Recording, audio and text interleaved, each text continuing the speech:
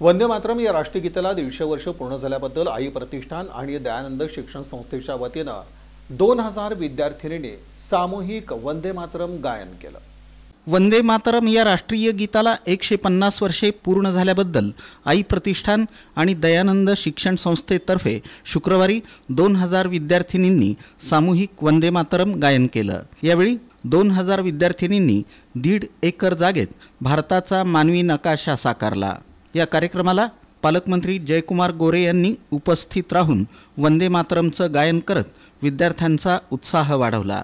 दयानंद महाविद्यालयाच्या 1.5 एकर मैदानावर आई प्रतिष्ठानतर्फे भारताचा 150 बाय 100 फुटांचा मानवी नकाशा साकारण्यात आला। पालकमंत्री जयकुमार गोरे यांच्या हस्ते व्याहारती होम करून कार्यक्रमाचं उद्घाटन करण्यात आलं।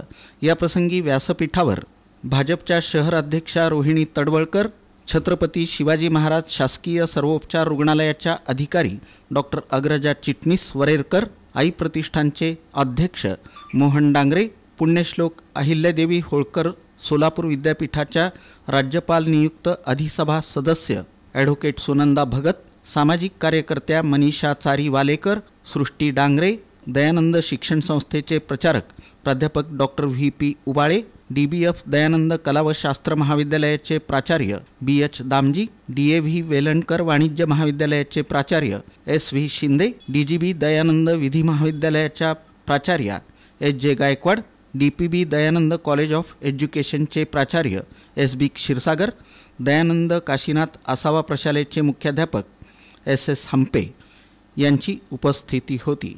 कलाकार विपुल मिरजकर यांनी दोरीच्या साहाय्यानं भारताचा मानवी नकाशा साकारला। यावेळी पालकमंत्री जयकुमार गोरे यांनी आपले विचार मांडले। एवढं ऊन लागत असताना आपलं देशप्रेम खऱ्या अर्थाने या उन्हामध्ये बसायची प्रेरणा आपल्या सगळ्यांना देतं आणि सुंदर अशी भारत देशाची प्रतिकृती आपण या ठिकाणी तयार केलेली आहे आणि त्या ठिकाणी आपण समूहगान वंदे मातरमचं आपण सगळ्यांनी केलं। मी आपल्या सगळ्यांना मनापासून धन्यवाद देतो।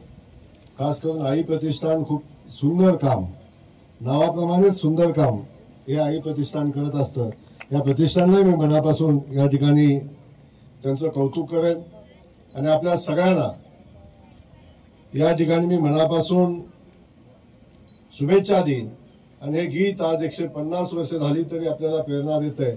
हे चिरकाल असंच प्रेरणा देत राहील आणि मोदीजींच्या स्वप्नातला, आपल्या सगळ्याच्या स्वप्नातला भारत 2047 सालचा भारत घडवण्यामध्ये ही ऊर्जा सातत्याने आपल्या पाठीशी राहील।